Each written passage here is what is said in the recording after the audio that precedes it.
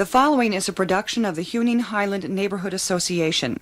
Our purpose in presenting this tape is to identify and examine the problem of prostitution in the Huning HIghland District and to begin to assess its impact on the health and well-being of our community. We believe that prostitution is the focal point of a variety of criminal activities and social problems which threaten the safety, stability, and attractiveness of our neighborhood. First, we reject the notion that prostitution is a victimless crime and strongly assert our belief that the areas where it flourishes and ultimately the city at large are the very real victims of this activity. Second, the intent of this program is to stimulate discussion, debate, and most of all, action. Prostitution in Huning HIghland is a relatively recent phenomenon, and we believe that a concerted crackdown involving both the neighborhood and the city can achieve a significant, lasting, positive change in this aspect of our lives. Finally, we assert our fundamental right to live our lives, raise our children, and enjoy the fruits of our labors in an environment that is safe, stable, and desirable. In pursuing this right, we believe that we are acting out of something larger and more significant than narrow self-interest. The health and well-being of a city are functions of the health and well-being of the many neighborhoods that form it. Prostitution is not an isolated problem that only impacts certain neighborhoods. It is a problem that touches us all as citizens of Albuquerque. Located on the eastern edge of downtown Albuquerque, the Huning HIghland neighborhood is bordered by Grand Avenue to the north, I-25 to the east, Cole Avenue to the south, and the railroad tracks to the west. Originally platted in 1880 as the first of the new railroad-era subdivisions, Huning HIghland quickly became one of Albuquerque's most popular residential areas and remained a solid and attractive neighborhood through the 1930s. During the Depression and World War II years and on into the 1950s, the Huning HIghland area suffered a period of decline. The departure of many homeowners to the new Northeast Heights subdivisions, the increasing commercial development of Central Avenue, and the division of the neighborhood to the south by the expansion of Lead and Cole Avenues were some of the major contributing factors. In the 1960s, construction of I-25 cut off Huning HIghland from neighborhoods to the east and encouraged construction of motels along Central Avenue. Various changes in pedestrian routes and growing traffic problems combined to worsen the problem of neighborhood isolation. The area's basic residential character remained, but continued to decline. Beginning in the 1970s, a variety of factors led to a revitalization of interest and investment in the Huning HIghland area. Since 1977, the percentage of deteriorated housing in the neighborhood dropped from 53 to 17%, reflecting a growing return of the area's former stability and attractiveness.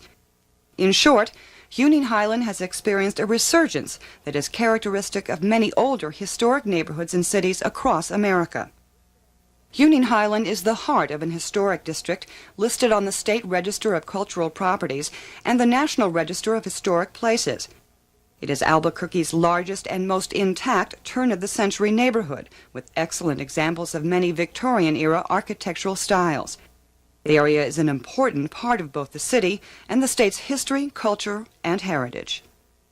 An important symbol of Huning HIghland's revitalization is the newly renovated Highland Park, one of Albuquerque's oldest public parks. A centerpiece of the neighborhood, Highland Park's renovation evolved as a community project involving thousands of volunteer hours and the efforts of a broad spectrum of Huning HIghland residents. The park is a gathering place for the people of Huning HIghland, a place where children come to play and neighbors come to picnic, a gathering place for the community, a place where new families share a Sunday afternoon with lifelong senior residents. But on the north side of the park, it is a place where pimps, prostitutes, and their customers congregate, a place where sex is a commodity openly sold on the city streets. If Highland Park is a sign of the area's return to health, what's happening on its north side is one symptom of an encroaching blight which threatens the entire neighborhood's health. Well, basically, the big problem started here in 1985. Before that time, if there was any kind of prostitution activity, it was real low-key, and it seemed to move in here with a vengeance. 1985 is the first time we complained about it at a city council town meeting for District 3. Prostitution has come to Huning HIghland's neighborhood, and now every day, broad daylight, all day long, streetwalkers are working Central Avenue in our neighborhood. Our kids are now coming home from school, and this is one of their new activities, is observing, commenting, and indeed, it's just a horrible situation. We do hope that we can get some support to end this. This isn't a problem we've had for a long time. It's a very recent problem, and we'd like to make it a very recent memory. So anything you can do on our behalf, we would appreciate a great deal. Thank you. Thank you, Bill. I think Councilor Mather did a very good job of getting the prostitution out of his area, and now I've got it in my district. I'd like to know if any other councilors would like this problem. Councilor Burns and I have been working on that together. Clarify that. Anywhere you are. Bill, we're just going to have to keep on working hard, keep on plugging away. Since the arrival of prostitution in 1985, the Huning HIghland Neighborhood Association has engaged in a number of activities aimed at eliminating the problem from our streets. On October 30th, 1985, Huning HIghland Neighborhood Association members, responding to the escalating presence of prostitution and open street drug dealing, took to the streets to fight this problem. Our first action was to place a banner across Central declaring "Hookers out now, Johns go home." We then divided into groups of threes, armed with cameras and notepads, and spent the rest of the day following prostitutes, taking pictures of them and their customers, while also recording license plate numbers. Although we have had some success in drawing public attention and support, our efforts have been, and continue to be, insufficient by themselves to effect real changes. Official reaction has by and large been sporadic and slow in coming. The major difficulty we face is the widespread perception among city and police officials that prostitution is a low-priority crime. The further perception that prostitution is endemic, that it is something we all just have to live with, has also served to erode our efforts. It's a situation that is going to be impossible to stop. We are talking about a crime, if it is a crime, that has been occurring for centuries, and we are not the first police organization in history that have had difficult situations with prostitution.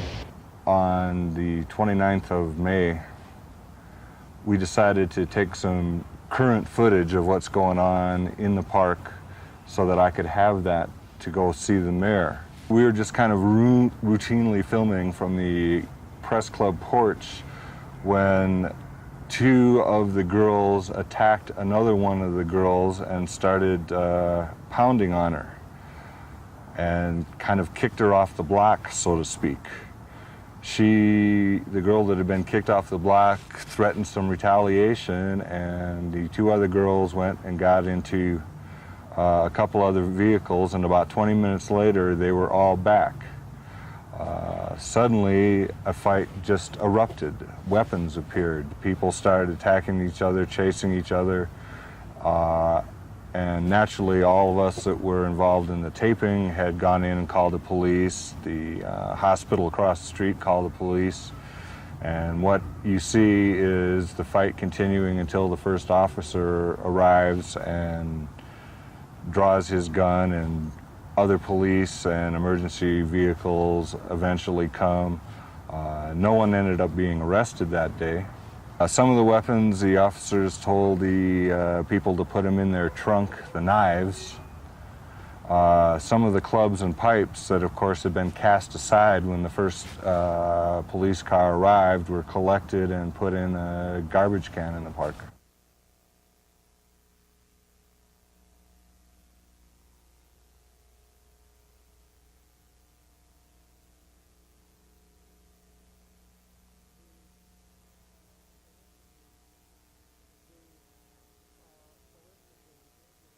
The soliciting in front of our house, although the regulars have gone, continues up to and including October 23rd, 1988, when 3 officers converged upon a prostitute in front of our house and not only arrested her but had to handcuff her and searched her twice. Apparently the first time was for weapons, and the second time they also removed something from her, and the best guess would be drugs. This is on a block that is entirely residential, and over the last few years has had several families with children, and almost all the residences on that block are repaired, renovated homes. Families are living there. It is not a run-down part of Albuquerque anymore. The remainder of the residents are primarily retired people who have indicated over and over again that they are in complete fear of the prostitutes, not only because the girls themselves are violent towards the residents, but also because the pimps that come along are quite vocal and are not at all afraid to threaten the residents living on Edith. Well, we live in the neighborhood south of Central, and we were at home one evening. It was late. It was... Oh, I believe it was probably about 11:30 or later than that. And I was in the kitchen cooking, and I had a television on and a mixer on. That makes a lot of noise. And Karen was resting on the divan in the living room, and this screaming, hysterical woman was banging on the front screen door. And so I ran out and said, "What is going on?" And she was trying to get in, and I was trying to keep the screen door closed. There was a man behind her, and he said, "I am her husband," and she was hysterical, absolutely. She said, "I've never seen him before in my life." And about then my hand slipped off of the knob, and she got the screen door open, and she was in right then, and he was mad at her. So he swung and put his fist through the screen by the front door, trying to swat her. So I yelled to Karen to go call the police, which she did. And the girl that came in was very cold, and she was crying that he took her shoes and he took her coat. And so... that she'd been walking home to her mother's house, and that this guy had started following her, and that she didn't know who he was, but he tried to attack her, and that's how she lost her coat and her shoes.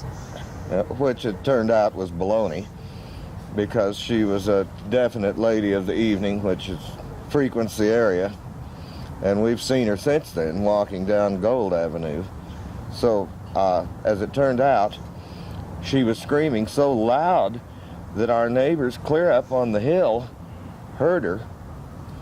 And when the police finally got there, she gave them a fictitious name, but it turned out that she'd been in jail 2 weeks before, and so they still had a record on her, and they finally found out who she was, or what she was, perhaps is a better word. And one of our friends came down from the hill, and we just discussed the problem. However, after the police had searched her thoroughly, they let her go. Well, they didn't have any reason to hold her. There wasn't, as it turns out, the only victims in the whole thing were us as homeowners in the area. And we've had the damage to our house and the disturbance during the night, and it's not very unusual. This severe an incident is, but we've had other incidences of just late night problems. Well, I've been living here since 1979, and in the last few years, the worst part of the prostitution problem has been occurring.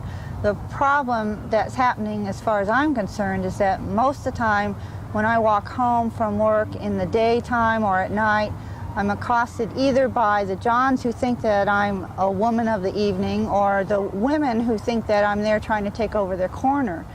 The other problem I'm having is that you can't even dare cross the park at all without having to worry about whether someone's going to come up and try and decide what side of the fence you're on.